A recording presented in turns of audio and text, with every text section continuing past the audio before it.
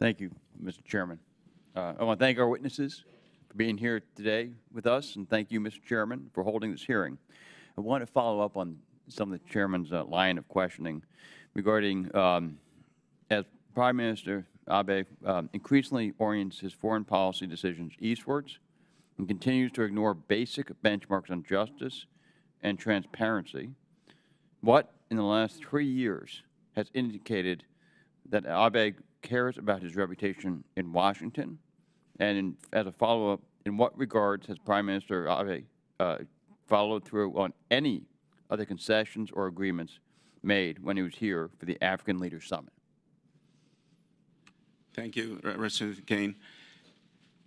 We have consistently had very direct and frank discussions with the Prime Minister as well as with his government on the expectations that the United States has for having a partnership that is beneficial to the American people and to Ethiopians.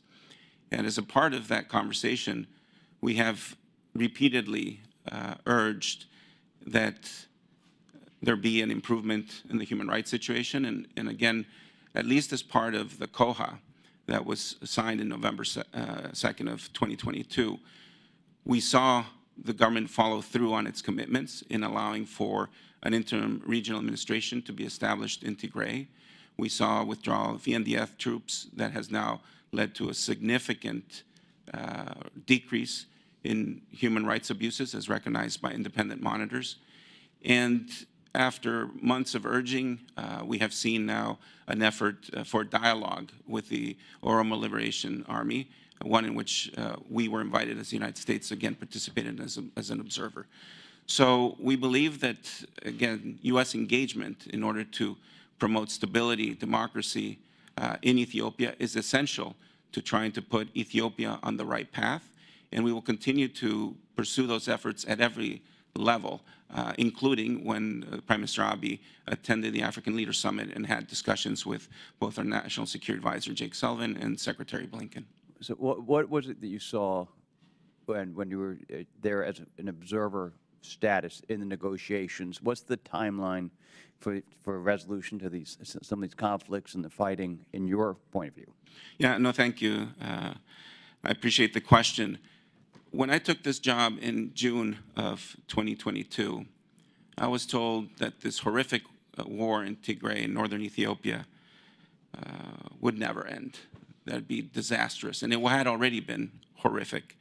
And yet, through quiet diplomacy and working with the African Union, we were able to achieve a very significant peace. Now we're involved in talks between the government and the OLA. It would be it would be difficult to say that we can yield the kind of result that we would like, everyone, the people of Oromia would like, in short order. The talks were difficult. I spent 2.5 weeks in Dar es Salaam, but progress was made. But we are committed to trying to see a peaceful resolution to these conflicts, also in Amhara. If there is an opportunity, we will offer our good offices to help mediate, to help promote a peaceful dialogue. We have been clear repeatedly, there are no military solutions to these complex, difficult, historical issues in Ethiopia. And I'm proud that the administration has made every effort consistently to try to advance peace, and we are committed to continuing these efforts and whenever the opportunity arises. What, if I may, yes. What do you think are the biggest limitations to negotiations succeeding? Well, of course, it's not only just the government, but both parties need to be prepared to make compromises and, frankly, to have the courage to decide that violence is not the answer, that what is best for their interests and their people more broadly is to enter into a political dialogue that achieves some of their objectives.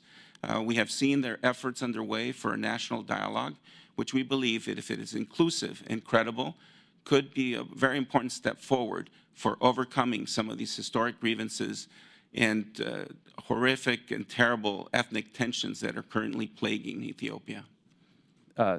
Thank you. My time has run out here. I yield back.